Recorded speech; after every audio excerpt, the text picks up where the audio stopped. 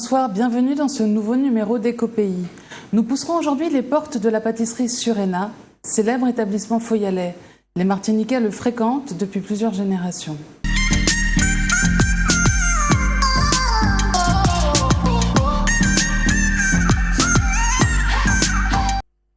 Surena est une histoire de famille créée en 1906. L'ambiance y est chaleureuse et les recettes traditionnelles. L'entreprise compte aujourd'hui 8 salariés.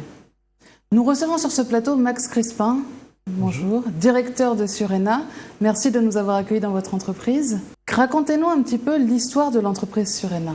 Alors tout d'abord, merci d'être venu chez nous, de nous rencontrer. Bonsoir aux auditeurs et auditrices.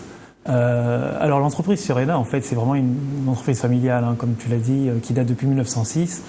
Où la volonté de certaines personnes a été de mettre nos gâteaux un peu plus à l'honneur.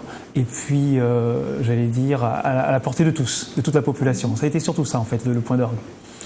Aujourd'hui, l'entreprise s'attache à respecter cette tradition, ce savoir-faire, puisque c'est vrai qu'aujourd'hui, on a cette chance d'avoir un vrai savoir-faire et puis un vrai terroir, en fait, pâtissier. Donc voilà un petit peu, en quelques mots, ce que nous sommes et ce que nous faisons. C'est vrai que la Martinique est riche de produits qui peuvent rentrer dans les recettes pâtissières ?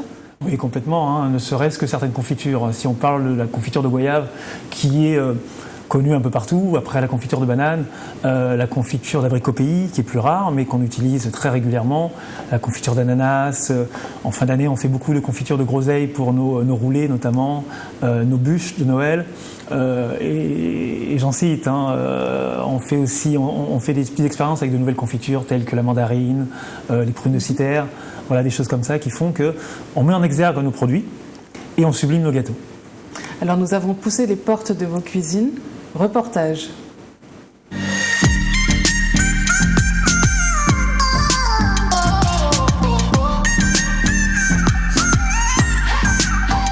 Depuis des générations, les Martiniquais y achètent leur Robinson ou leur gâteau de communion. La pâtisserie Surena de la rue Victor Hugo est une institution foyalaise.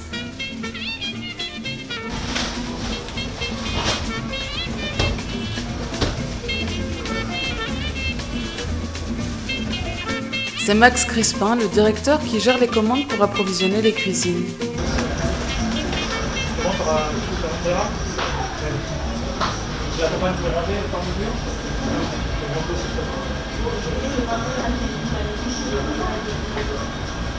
Chaque pâtissière a ses attributions et son rôle dans la chaîne de production.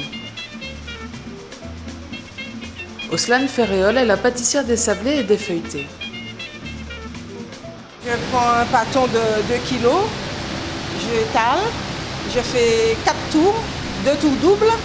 Après, je mets le sucre et je refais 2 tours. Ça me fait en tout 6 tours. C'est ce qui permet le feuilletage. Un savoir-faire d'antan qui garantit la qualité de la viennoiserie préparée. La pâte est ensuite mise au four pour une cuisson toujours surveillée. Tout juste cuits et démoulés, les gâteaux sont mis en vitrine.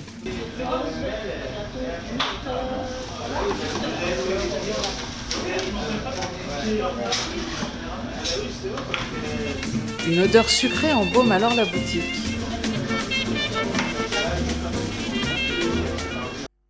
Alors, quelle quantité de farine et de confiture utilisez-vous chaque jour pour toutes ces recettes ?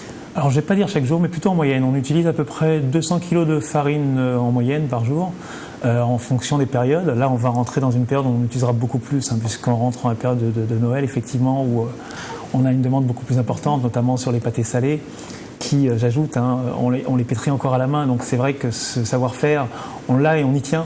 On tient vraiment, puis ça se sent au niveau du goût des pâtés.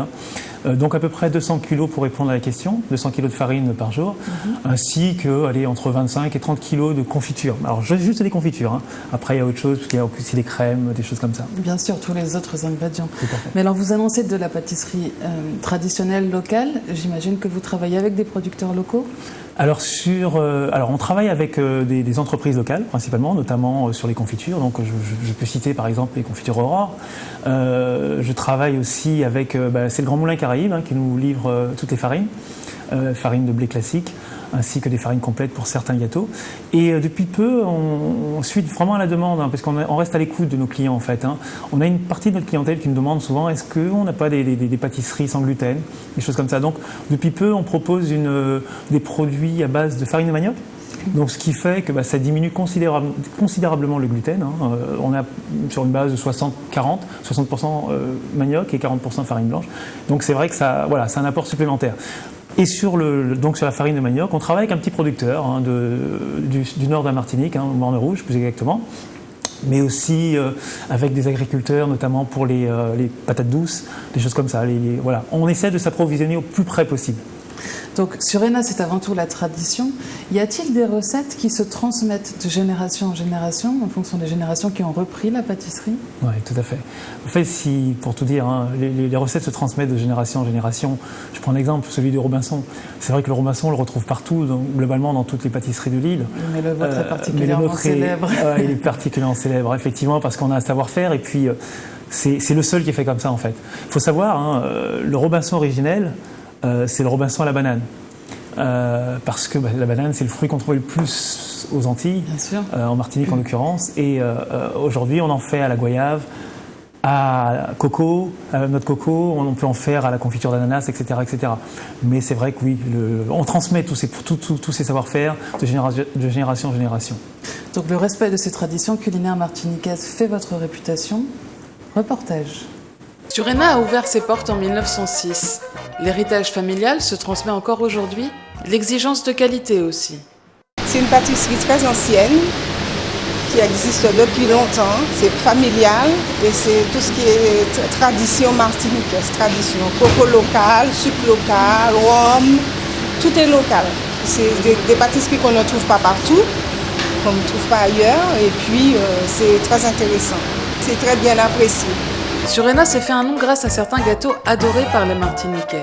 Le Robinson et le pain doux. Le pain doux, normalement, c'est à l'époque des mariages, des baptêmes, toujours, les communions. Le pain doux est local. Elle casse les œufs et tout. On fait, voilà, tout local. Pas de génoise artificielle. Le coco est présent dans beaucoup de recettes proposées par la pâtisserie qui possède une machine à râper le coco unique et ancienne, spécialement conçue pour la maison. C'est une machine à râper le coco pour faire le Robinson, les gâteaux coco, les roulés coco, les sablés coco, enfin tout ce qu'on utilise comme coco à la pâtisserie.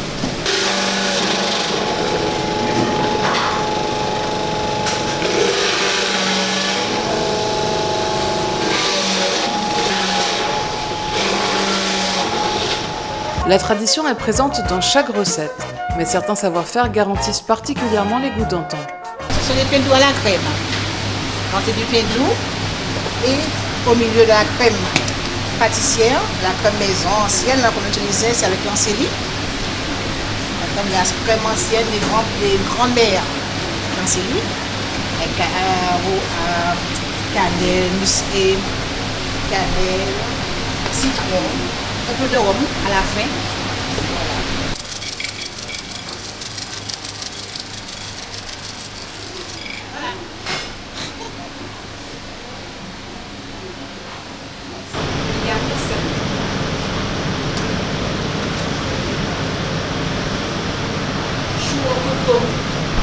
C'est la pâte de gâteau à l'ancienne. C'est la pâte de gâteau qui est faite avec du sirop. Je fais pétrir les pains d'épices. C'est les biscuits faits à base de gingembre. Alors je viens de pétrir la pâte pour faire la viennoiserie. Moisson, pain au chocolat, pain aux saucisses, pépito, etc. Je vais faire les pâtons, faire du feuilletage, puisque c'est encore du feuilletage, mais avec de la levure cette fois-ci. Faire du feuilletage et détailler les différentes pièces. Autant de recettes pour ravir les papilles des Martiniquais. Alors, les recettes sont nombreuses. Comment s'organisent les journées dans la pâtisserie Surena? En fait, les rôles sont clairement définis. Là, vous avez vu Jocelyne, vous avez vu Oslan, vous avez vu Josette. C'est vrai que chacune ont leur tâche. Elles font leur gâteau respectif. S'il y a besoin d'un coup de main pour l'une, pour l'autre, ça se fait naturellement. Mais vraiment, chacune ont chaque rôle, en fait. Et donc, ça se fait naturellement. Les gâteaux sortent quasiment à la même heure. puisque c'est vrai que c'est réglé, hein, comme du papier à crèche, puis la musique comme on dit, donc ça sort vraiment en temps et en heure. D'ailleurs, c'est tellement vrai que les clients qui viennent chez nous depuis des générations savent que le Robinson sortait à telle heure. Quand on a modifié les horaires, parce qu'on les trouve beaucoup plus tôt aujourd'hui, ils sont étonnés de savoir qu'ils peuvent trouver du Robinson à 7h du matin.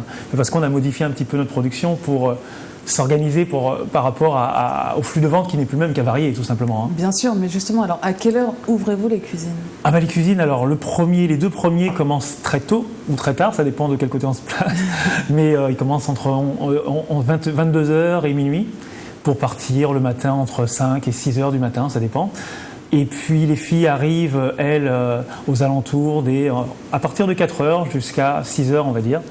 Et puis nous, après, l'équipe de vente, on est là pour faire la mise en place. Mais la cuisine continue tout au long de la journée ou c'est Oui, elle s'arrête, la cuisine s'arrête aux alentours de... Alors après, ça dépend des journées, mais en moyenne, on va dire midi et demi, ça s'arrête. Midi et demi, on éteint les fourneaux normalement. Il y a peut-être des cuissons qui se font, mais très peu. Et donc, vous accueillez aussi des stagiaires en formation de pâtisserie. Oui. Une façon aussi de transmettre ce savoir-faire local.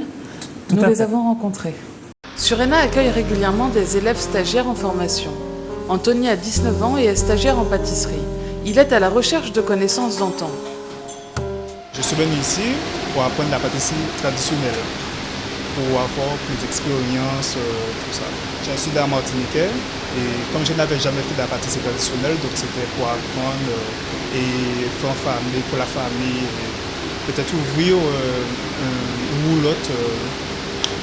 Voilà, pour faire la pâtisserie traditionnelle. L'équipe pâtisserie de Surena approuve la présence de ses stagiaires. Une opportunité de transmettre le savoir-faire local. C'est important puisque nous, on grandit et les jeunes qui viennent, il faut bien qu'ils apprennent ce qu'il y a. Il faut qu'ils apprennent l'ancienne, ce qu'il y a qu'en ancien. Il y a des techniques de base. Des techniques qui ne sont pas forcément enseignées dans les formations en pâtisserie.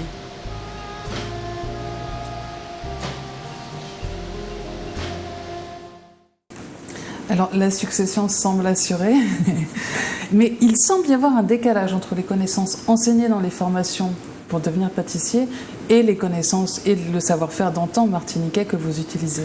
Bah, tout à fait, déjà le savoir-faire d'antan il se perd, hein, tout simplement. Et c'est vrai qu'il n'est malheureusement pas enseigné, ou alors très très peu, de façon vraiment très succincte dans les formations, dans les écoles liées à la pâtisserie, à la boulangerie.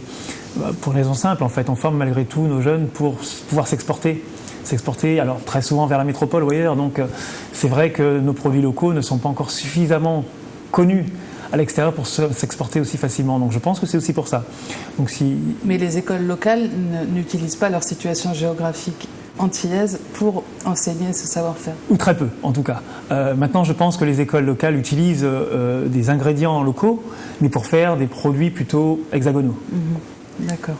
Donc nous avons vu vos cuisines et la préparation de cette petite merveille gustative qui sont vendues à la boutique. Image. La pâtisserie Surena ne désemplit pas. Les Martiniquais sont friands des pâtisseries et viennoiseries proposées.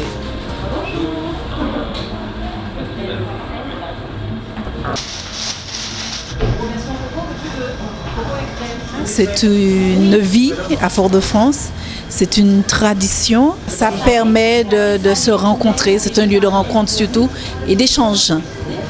Mais aussi un palais de plaisirs gustatifs locaux. Tout est bon pour le Martiniquais, surtout pour le Martiniquais qui revient au pays en vacances, spécialement le Robinson, parce que c'est un gâteau très traditionnel.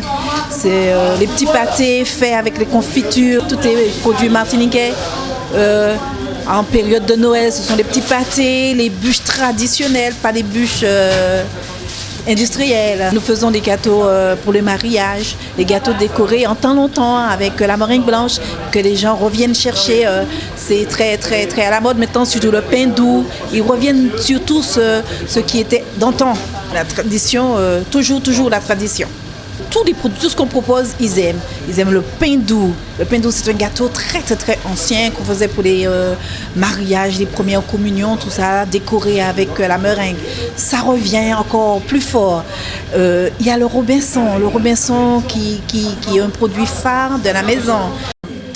Les macarons au coco, ah oui, ça revient très, très fort. Pour les Martiniquais en vacances au pays, c'est aussi une tradition que de passer chez Surena. Je vis en métropole et c'est ma spécialité avec ma famille. Alors chaque année quand je viens en Martinique, j'en profite pour passer chez Serena. C'est ma pâtisserie préférée, c'est traditionnel, c'est local et puis au moins c'est ce qu'on mange. La période de Noël est bien sûr une période de pleine activité pour la pâtisserie. Alors, y a-t-il une période Surena dans l'année? Alors, une période Surena, très bonne question. Ou des périodes Surena? En fait, on y réfléchit déjà un petit peu, depuis un petit moment. Alors, tout d'abord, déjà, on va avoir une période Surena l'année prochaine, de toute évidence. Pourquoi? Parce qu'en fait, on va fêter nos 110 ans. Donc, l'année prochaine sera l'année Surena, ça c'est la première chose. Effectivement, on réfléchit depuis un petit moment, tous ensemble, à mettre en place une journée Surena, en fait, où on voudrait, pour un gâteau qui sera défini, acheté par nos clients, reverser une certaine somme à une association caritative de préférence. Donc tout ça, ça va donner lieu effectivement à certaines journées Surena. Donc très bonne question, est-ce qu'on y réfléchit déjà un petit moment? Et je pense que l'année prochaine, puisque ce sera nos 110 ans, ce sera l'occasion de mettre en place. D'accord. Mais alors, qui est votre clientèle? Est-ce que votre clientèle, vous l'avez vue évoluer? Oui, on la voit évoluer. Alors notre clientèle, c'est vrai qu'on on a beaucoup de personnes d'un certain âge, j'allais dire entre la majeure partie entre 40 et plus, mais on se rend compte qu'on a beaucoup de jeunes qui reviennent vers des gâteaux qu'ils ne connaissaient pas, notamment le pain doux, effectivement, parce que c'est un gâteau qui est simple, qui se mange facilement, qui n'est pas trop sucré, pas trop gras, donc ce qui rentre complètement dans l'air du temps, et surtout c'est un gâteau qui se conserve très bien. Très bien. Et puis après, on a notre clientèle indéfectible, qui est cette clientèle du quotidien, les gens qui travaillent sur la ville, les clients qui viennent acheter sur la ville en règle générale, font toujours un petit détour, comme à l'époque, chez Surena pour pouvoir ramener à la famille. C'est un endroit dans lequel on passe. Complètement qu'on passe. Lors des visites, il faut y aller. Tout à fait. C'est vraiment un lieu de rencontre, comme l'a dit Mireille. Très bien. Alors merci Monsieur Crispin de nous avoir accueillis dans vos locaux. Passons maintenant au portrait d'artisan de notre édition.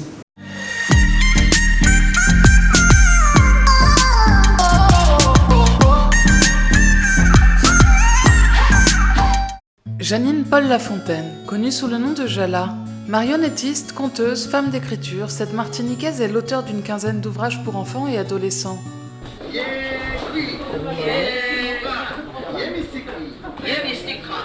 Fervente protectrice du patrimoine culturel martiniquais, Jala souhaite surtout le nourrir et le transmettre. Pour cela, elle met en scène les contes qu'elle écrit et crée des marionnettes pour illustrer leurs personnages. Il faut créer les histoires, donc puiser un peu dans le patrimoine local, parce que moi je travaille sur notre histoire. Et tout cela les a emmenés à la modernité, qui sont l'animation et puis la marionnette. Et ce qui me plaît surtout, c'est le contact avec le public, avec les enfants, les petits enfants comme les grands enfants. Jala a commencé cette aventure imaginaire et créative près de ses enfants. Je vais fêter mes 25 ans d'écriture, donc c'est une histoire qui remonte à loin. Déjà, avec mes enfants, je ne trouvais pas de contes de chez nous. J'avais Blanche-Neige et tout le reste. Donc j'ai dû créer un petit peu mes histoires avec les Manicou et les Mangoustes. Et puis au fur et à mesure, les gens ont aimé mes histoires, m'ont demandé mais fais-nous un petit livre. Et puis l'aventure a commencé comme ça. Et ensuite j'ai ajouté les marionnettes. Et bon, ça continue. Le projet de Jala reçoit des marques de soutien, comme ce centre H2O à la Pointe de la Vierge qui a ouvert ses portes à cette marionnettiste privée d'atelier. Depuis quelques mois, le directeur de H2O, il a compris mon problème. J'avais besoin d'un atelier. Il m'a accueilli effectivement ici. Je peux venir quand je veux avec les marionnettes, avec mon matériel. Je fabrique mes marionnettes, je fais mes expos, je montre mes livres. Il y a du monde autour de moi. Il y a une ambiance formidable et ça m'aide un peu à créer, surtout que je suis en face de la mer. Le travail de Jala s'articule autour de sa volonté d'ancrer les contes dans la culture martiniquaise, tout en continuant d'en créer. Normalement, c'est une marionnette à cornet. Je les ai rebaptisées Coucou Day, parce que quand on joue avec les enfants, on se cache, on fait Coucou Day. Et là, la marionnette fait la même chose. Coucou Day, coucou Day. C'est le sourire assuré quand l'enfant voit apparaître la marionnette. La transmission est très importante pour Jala. J'essaie de transmettre à tous que nous avons déjà un patrimoine culturel riche, avec toutes les histoires qui sont nées ici au moment de l'esclavage, mais je leur montre aussi et je leur demande de continuer à créer, parce qu'il faut que les contes se modernisent aussi, puisque nous ne sommes plus dans la société de plantation dans laquelle nous étions, Donc maintenant, on peut très bien trouver qu'on perd la paix avec un portable ou son ordinateur. Donc il faut que nous modernisions nos comptes pour que les enfants maintenant aussi se reconnaissent dans nos histoires sans pour autant bafouer ce qui a été fait par nos ancêtres. Jala continue d'écrire et d'imaginer. Son dernier ouvrage est sorti dernièrement. À chaque conte écrit, Jala crée les personnages en marionnettes. Elle imagine leurs images en faisant passer des messages. Je viens de sortir un livre, c'est Bélie et Zélie au fil de l'eau. Eh bien, Bélie et Zélie, c'est une demoiselle et puis une libellule et qui montre un petit peu ce qu'il y a autour de l'eau. Et elles ont un message fort à faire passer. C'est la protection de la nature, la protection de l'eau, le tri sélectif, etc.